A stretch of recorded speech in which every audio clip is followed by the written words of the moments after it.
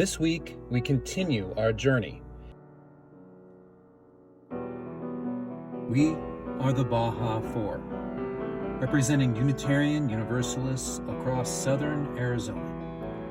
As Unitarian Universalists, we love beyond belief and find inspiration from a wide array of spiritual, religious, and secular sources. The Baja Four is here in this beautiful, inspiring Sonoran desert. And it is here that we find resilience and change, beauty and interdependence, death and life. We acknowledge that this land was stolen from the Chiricahua Apache, the Pascua Yaqui, the Otham, and Opata, the people who are the indigenous ancestors of this land and our neighbors today. I'm grateful for all the indigenous folks who have stewarded this land for thousands of years and continue to do so today.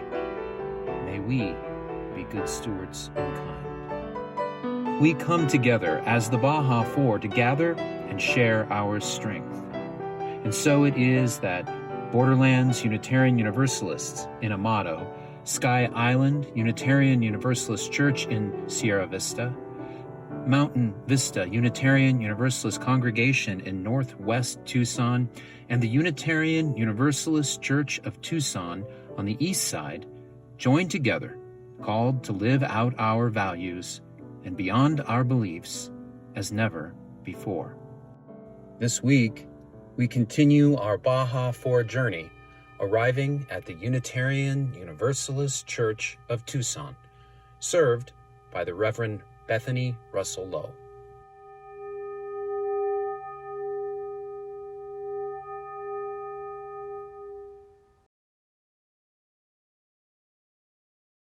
Our call to worship words this morning come from Reverend Nancy McDonald Ladd.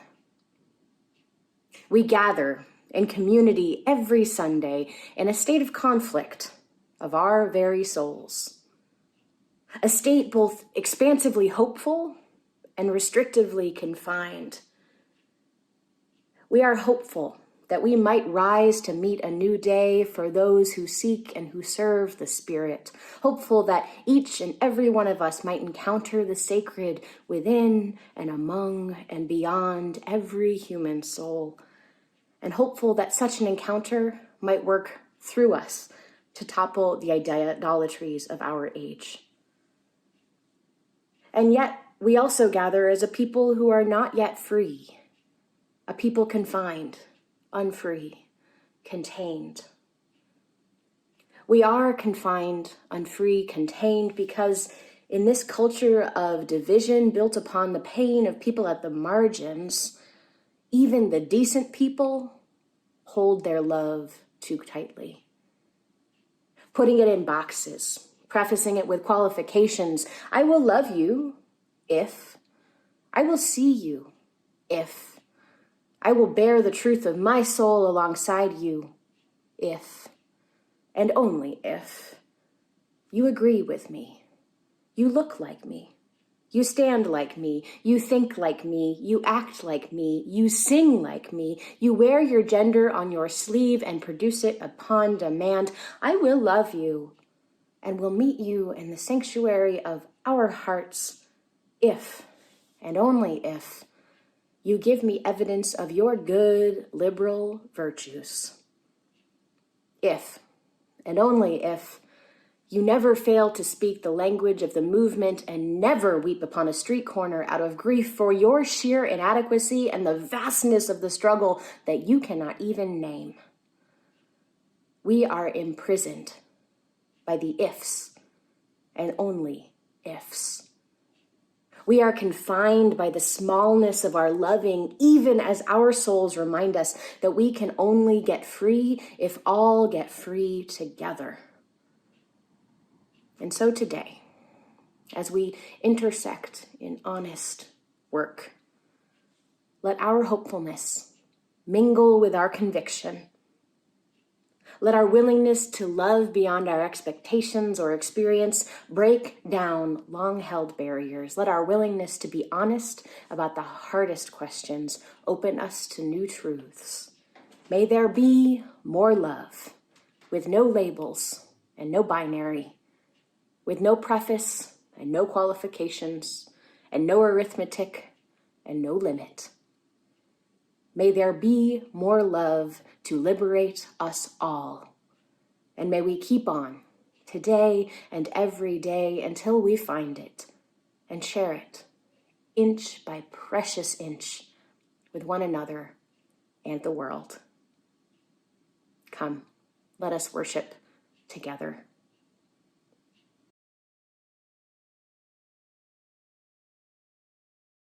Welcome. If you have a chalice, will you please light yours when I light mine? Hear these words from the Reverend Nancy Reed McKee. Our community knows no boundaries. We are not confined by the physical limits of walls, or for that matter, of what often binds us, restricts us, holds us back. We are freer than we know when we release ourselves and each other from expectations of what is needed for true community. We are here together in space. I see you. I hear you. I love you. And I light this chalice, a beacon of this community, holding us all together here now.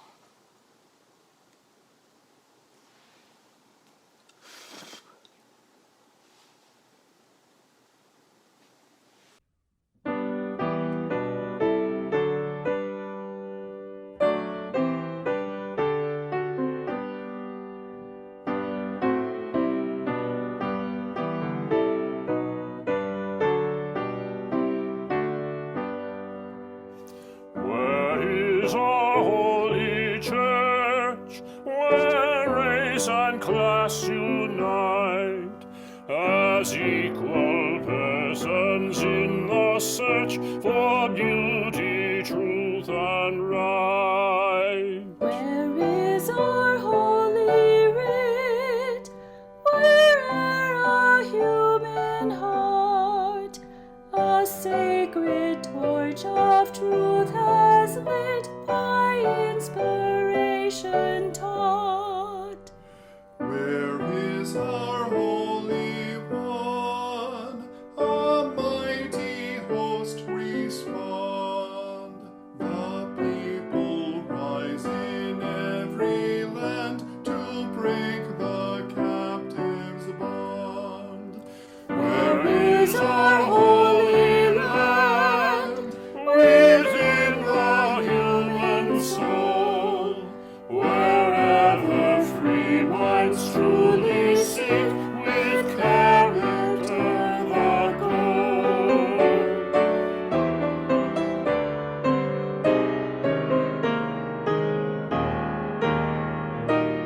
Where is our paradise? In aspiration's sight, wherein we hope to see arise 10,000 years of right. This week, Reverend Bethany invited some of us at UUCT to ponder the question, why do you come to church? And while we're listening to a few answers, I invite you to think about the same question. Why do you go to church? I go to church because it nudges me to become a better version of myself. I value the connection that I have with UUCT because it's so important for me to be part of a larger, progressive, caring community. Well, I like to go to church because I like to be with friends and like-minded people. I come to church so that I can learn to be a good ancestor for the generations that come after me.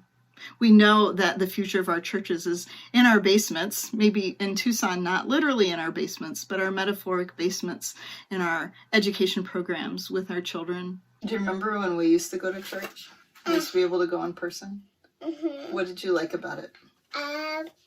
Because you were with us and we went to church and how it looked. Mm-hmm. Is there anything else you liked? Oh, I'm glad we got to go together too. Mm. That was my favorite part, is going together and being together. That was also my favorite part. Yeah? Is being together for it? Yeah. I miss our friends there. What do you like to do at church? I want to play at church. You like to play with your friends at church? Yeah. So how did you answer this question? Or should I say, how many answers to this question did you come up with? My list is extensive. Everything from it feeds me to I think my presence there helps others. A big part of why I come to church is to help grow the wild ecosystem of diversity that provides a nurturing environment for people from Rowan to Mira to Bert and Bob, and to each one of you.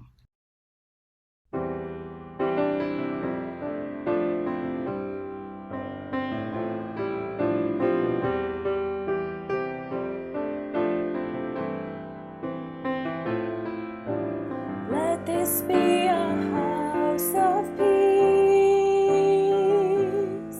of nature and humanity, of sorrow and elation. Let this be our house, a haven for the healing, an open room for question and our inspiration. Let this be a house of peace. Let this be a house of peace. Let this be a house of freedom, guardian of dignity and worth held deep inside us. Let this be our house, a platform for the free voice, where all those sacred differences here shall not divide us. Let us be a house of peace. Let us be a house of peace. Let all in this house seek truth, where scientists and mystics abide in reverence here. Let this be our house, the house of our creation, where works of art and melodies consecrately witness here. Let this be a house of peace. Let this be a house of peace. Let this be a house of prophecy. May vision for our children be our common theme. Let this be our house of myth and lore and legend, a trove of ancient story and cradle of our tender dreams. Let this be a house of Let this be a house of peace. Let this be a house of peace. Let this be a house of peace. Let this be a house of peace. Let this be a house of Let this be a house of peace.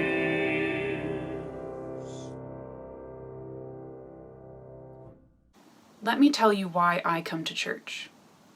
I come to church, and would whether I was a preacher or not, because I fall below my own standards and need to be constantly brought back to them. I am afraid of becoming selfish and indulgent, and my church, the the Church of the Free Spirit, brings me back to what I want to be. I could easily despair. Doubt and dismay could overwhelm me. My church renews my courage and my hope. It is not enough that I should think about the world and its problems at the level of a newspaper report or magazine discussion. It could too soon become too low a level. I must have my conscience sharpened until it goads me to the most thorough and responsible thinking of which I am capable. I must feel again the love I owe to others. I must not only hear about it, but feel it. In church I do. I am brought towards my best. In every way toward my best.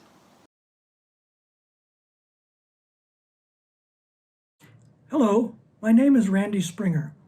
I am speaking from the Unitarian Universalist Church of Tucson, where I have been a member for 26 years. I am honored and excited to be part of the Baja 4 Sunday worship experience. Through the years, I have heard many testimonials from church members. People say that they attend and support their local congregation because they value the sermons, the minister, the choir and other music, the social justice causes, the religious education program for their children, classes for adults, the friendship of like-minded people, and so on. Every time I say to myself, these are all good reasons, but none of them captures my number one reason. Why do I come to church? Because it is my duty to do what I can to ensure that Mike and Frank did not die in vain. To explain this, I must engage in what I call spiritual genealogy.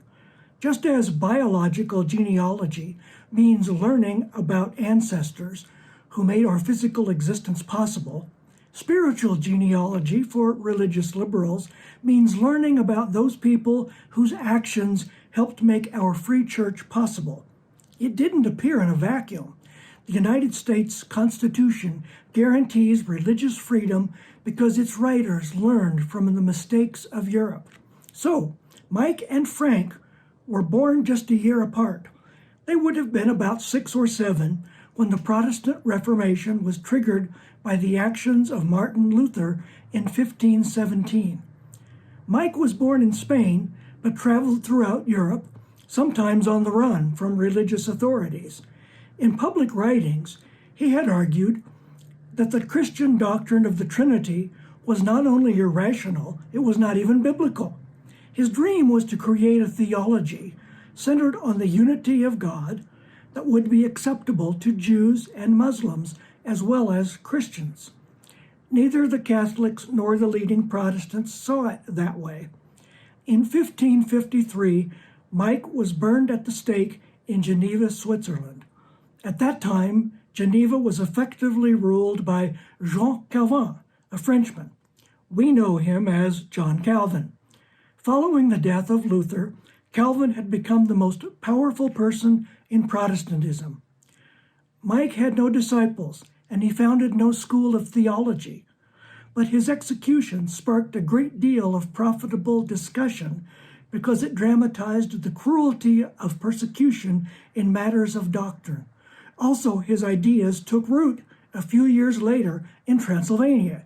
Yes, Transylvania sounds like a made-up name, but it was a real country in the 16th century. Today it comprises a section of northwest Romania, though ethnically it is mostly Hungarian. Transylvania's main claim to fame is the legend of Count Dracula, but its relevance to liberal religion is that a new denomination took root there under the leadership of Frank, today's second hero. Frank was a minister and theologian who saw Jesus not as a deity, but as a human with a divine mission.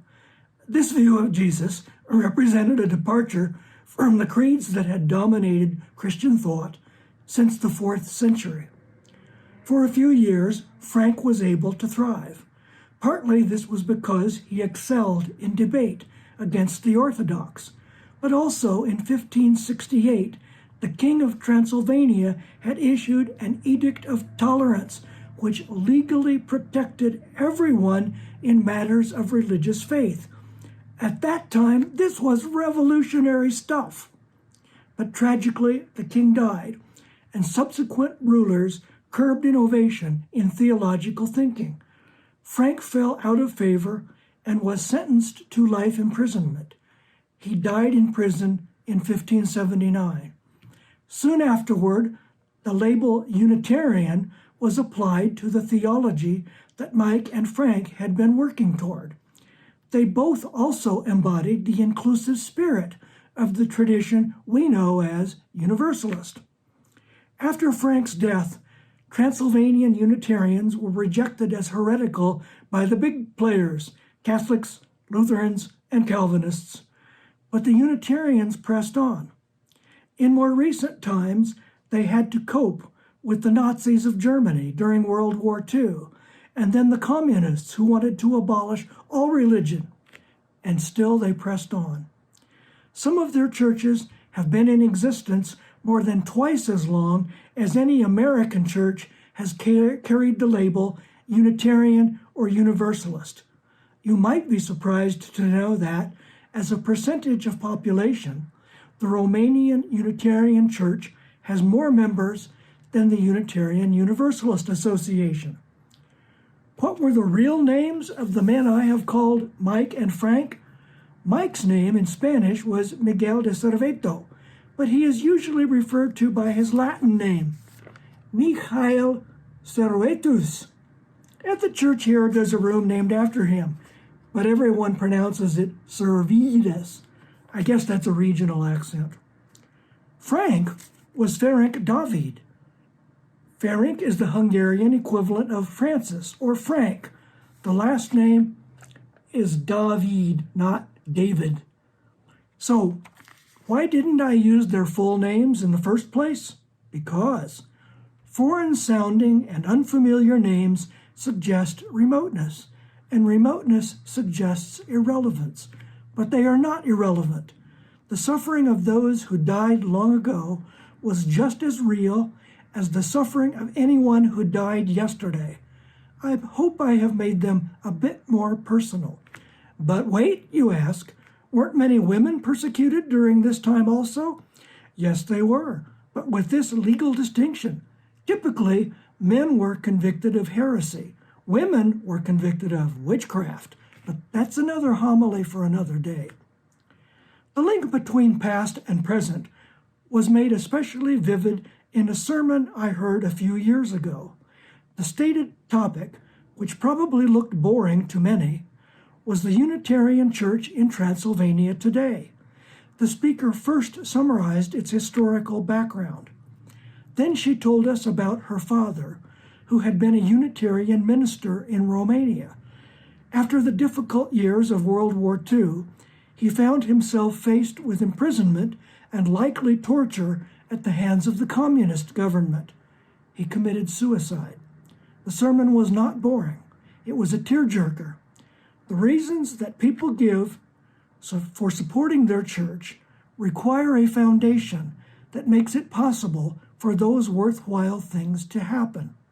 That foundation, too easily taken for granted, is the free church, an institution consisting of spirituality practiced in community and a pulpit that allows ministers to preach whatever they believe is supported by the evidence. With this foundation, ministers, religious education staff, and musicians aren't limited to just one tradition.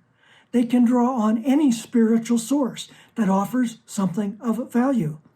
A less obvious fringe benefit, because of the inevitable theological diversity within our congregations, our minds are sharpened by the challenge of hearing ideas with which we may not agree.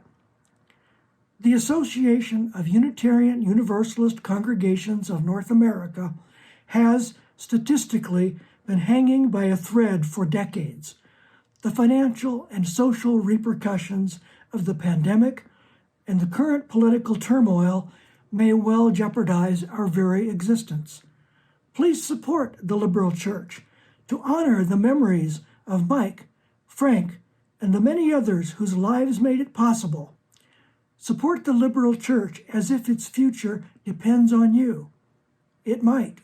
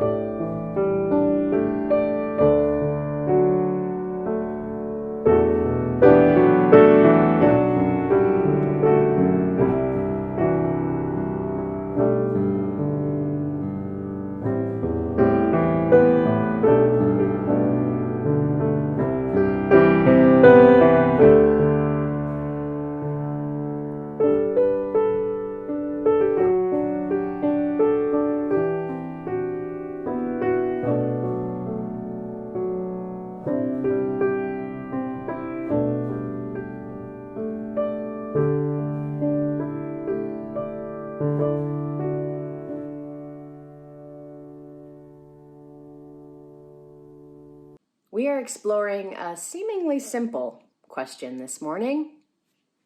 Why do you go to church? We've heard a number of answers so far. To be nudged towards a better version of myself, to be part of a larger, progressive, caring community, to play, to be with friends, so that Mike and Frank didn't die in vain. Maybe you've come to your own answer by now. Maybe you need a little more time. Why do I go to church? I go to church because I know that we need each other. Let me explain. Church is the only place where I can show up, where you can show up with absolutely nothing except yourself, myself, and we say, that is enough. You are enough, just as you are. Here's some coffee. Here's a chair next to me for you. Here's some inspiration. Here's a place to weep. Here's some space to learn and grow. You are enough, just as you are, and we support you and whoever you are becoming.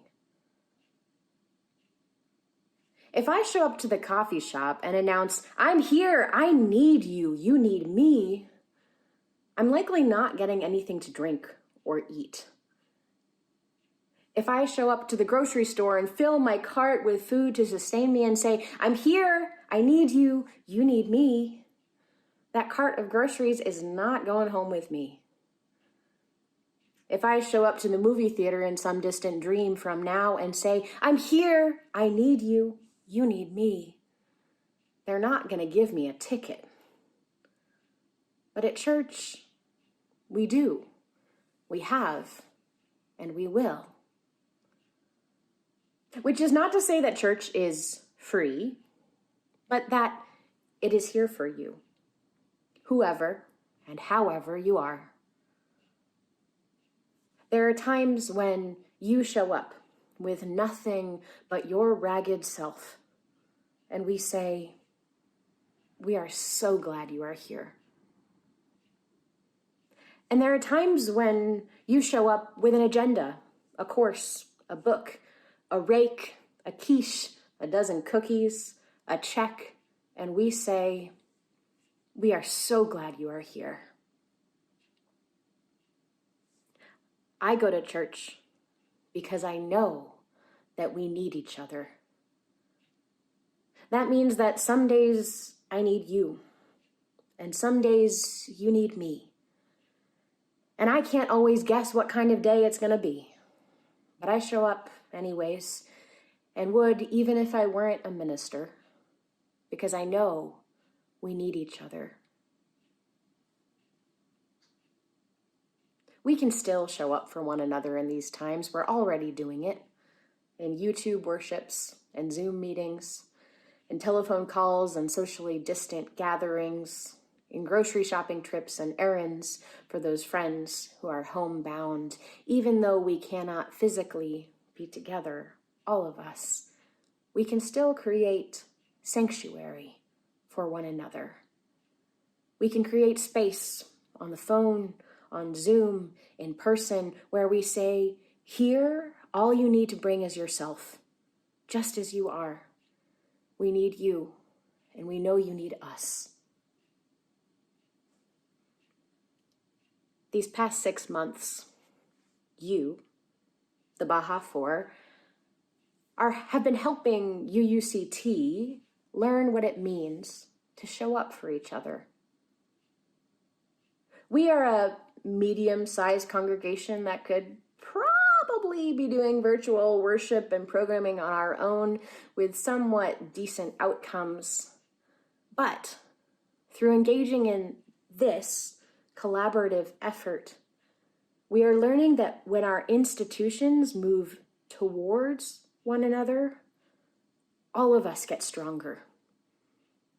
We are learning that our institutions need each other to exist, to grow, and to thrive. As we are here 6 months of learning leaning into our Baja 4 identity, and as we are facing an uncertain future ahead, I've been wondering what it has looked like and could look like for our Baja 4 to not just show up for each other, but to show up for our broader community. What would it look like for us to show up with a posture of, we know we need you. We know you need us. How can we help? What sanctuary might we offer? Perhaps a story from Louisville that emerged just this past week might begin to inspire something in us. As protest continued and grew after the cops who murdered Breonna Taylor were let off without any murder charges, on Thursday night, the mayor of Louisville asked churches in that city to stay open, even though there was a curfew, to be places of prayer in the city. The Unitarian Church of Louisville stayed open and welcomed protesters and press to come to the church for organizing and respite, if that's what they needed. Just 30 minutes before the official curfew, police began to surround the church and to arrest the peaceful protesters who are trying to get into the church for prayer and respite. For a few hours, there was an armed standoff with the cops surrounding the church, not letting anyone in or out without risking arrest. After a few hours, the police drew back, and sanctuary continued at the Unitarian Church of Louisville.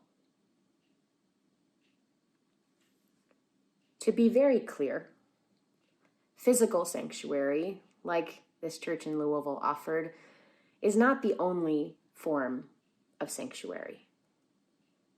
Sanctuary is any space which is created for freedom to thrive in the midst of a world that confines and divides us.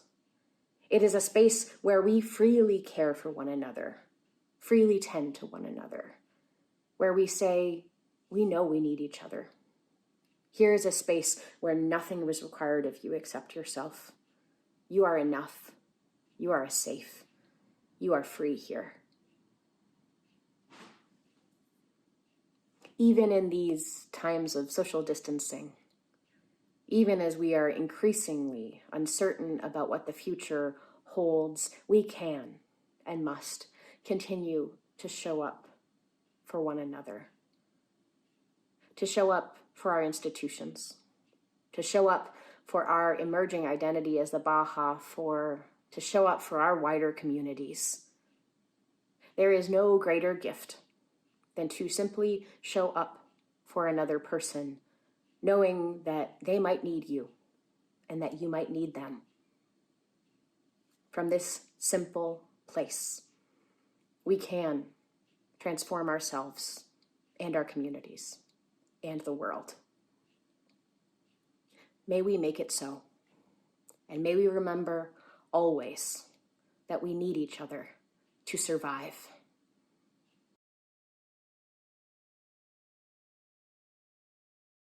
Everything is still on fire. Words by the Reverend Teresa Inez Soto.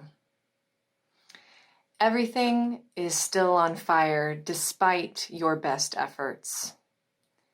In addition to living, it is clear that fire or not, you must level up in what it means to thrive.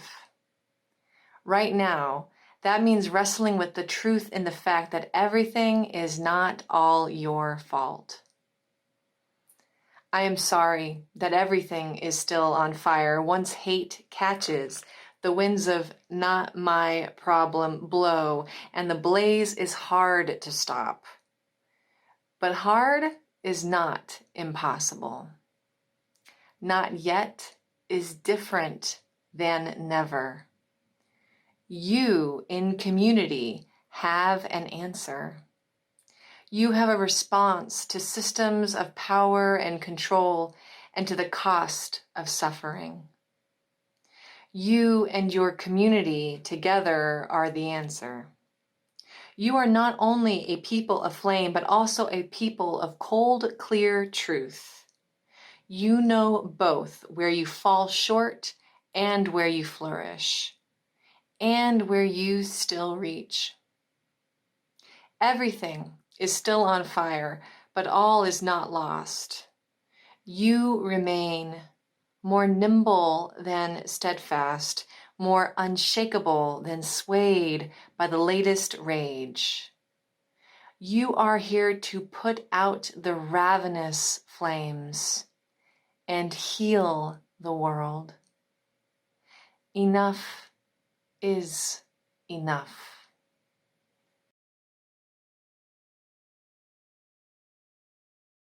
When the world is sick, can't no one be well, but I dreamt we was all beautiful and strong. When the world is sick, can't no one be well, but I dreamt we was all beautiful and strong. When the world is sick, can no one be well, but I dreamt you was all beautiful and strong. When the world is sick, can no one be well, but I dreamt we was all beautiful and strong. When the world is sick, can no one be well, but I dreamt we was all beautiful and strong. When the world is sick, can no one be well, but I dreamt we was all beautiful and strong. When the world is sick, no one can be well, but I dreamt we was all beautiful and strong. When the world is sick, can't no one be well, but I dreamt we was all beautiful and strong. When the world is sick, can't no one be well, but I dreamt we was all beautiful and strong.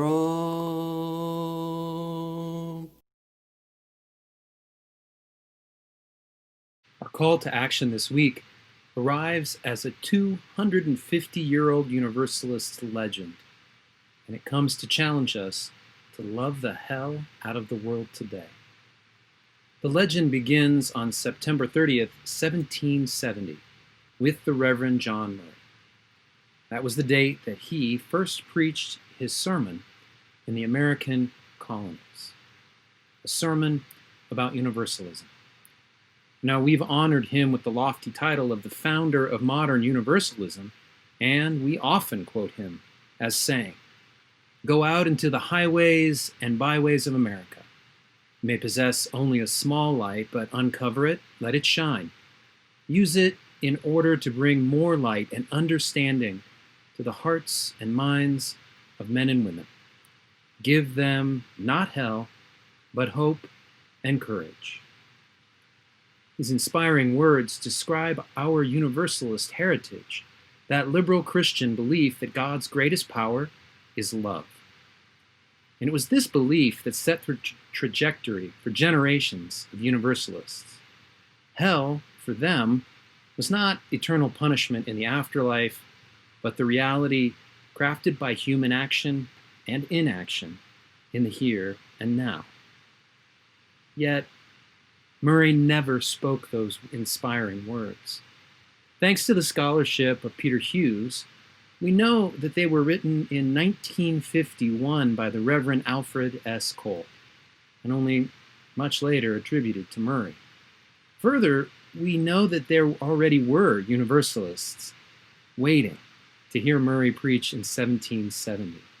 And that means Universalism in America predated him. Murray's gift to our faith tradition was the institutionalization of Universalism after the Revolutionary War. And that is foundational, make no doubt, but hardly as stirring as "give them not hell, but hope." And this is what legend as sacred story does for us. It inspires our moral imagination well beyond any historical facts. And this, in turn, is what challenges us to act within our own lives. When I read the phrase, "love the hell out of this world," at a recent gathering of Unitarian Universalists, I first thought, what a bold way to challenge us to live. It was coined by the Reverend Joanna Fontaine Crawford, and she wanted us to live fiercely by love out of our Universalist heritage and into the call of justice today. And that's our call to action now, on the cusp of recognizing 250 years of Universalist legend.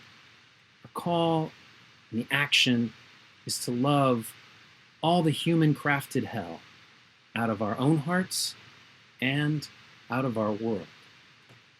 May it be so. As I extinguish this chalice, but not the spark that keeps this community alive, hear these words from the Reverend Dr. Lynn Unger. It's a poem called Fool. I'm looking for a few good fools, not idiots, though Lord knows those are thick on the ground. I mean proper fools, the court jester who speaks truth to the king, the tarot card fool who dances blithely, little dog at his heels, on the edge of a cliff. Of course, the chasm is real and more dangerous than you can imagine. Famine and drought, corruption and greed, war and genocide is all there. Which is why I'm looking for fools. Fools who know how to juggle more than balls, but possibilities, who can keep incompatible ideas simultaneously aloft.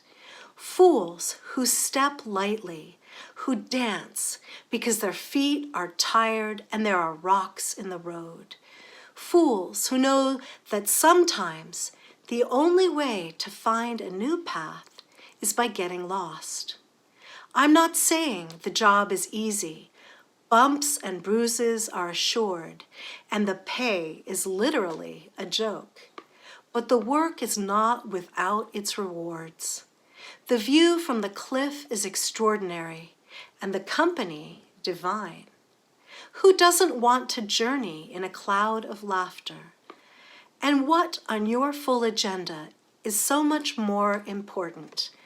You know you want to join the merry band.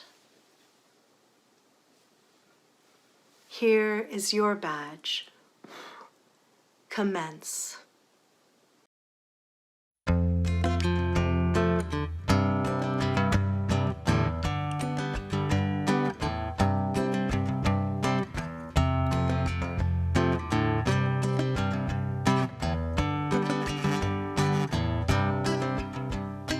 Darren gazed upon a sunset, Mary looking for an outlet, everybody looking high, looking low. Many searching for it outside, many searching for it inside, but on some level everybody knows all is love in whatever way it's fashioned.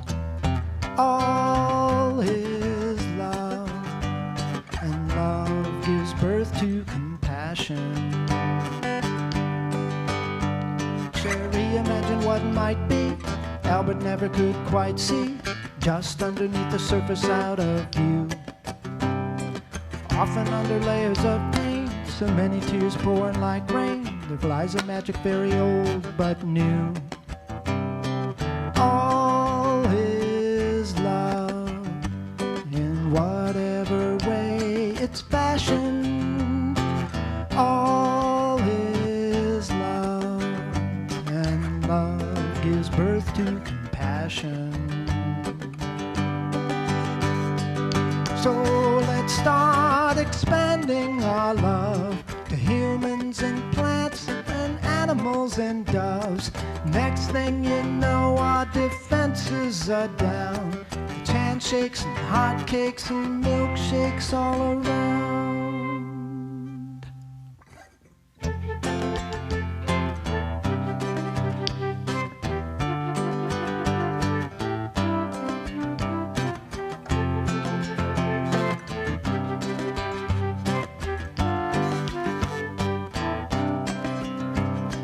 Nostradamus wrote a quatrain, King Henry took a wife again, both looking to the future, not the past, each hoping that their legacy would bring them immortality, but back of that was something far more vast.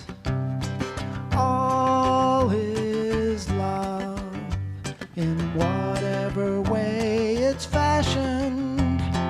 All is love, and love gives birth to compassion. All is love in whatever way it's fashioned. All is love, and love gives birth to compassion. Oh, all is love in whatever way it's fashioned.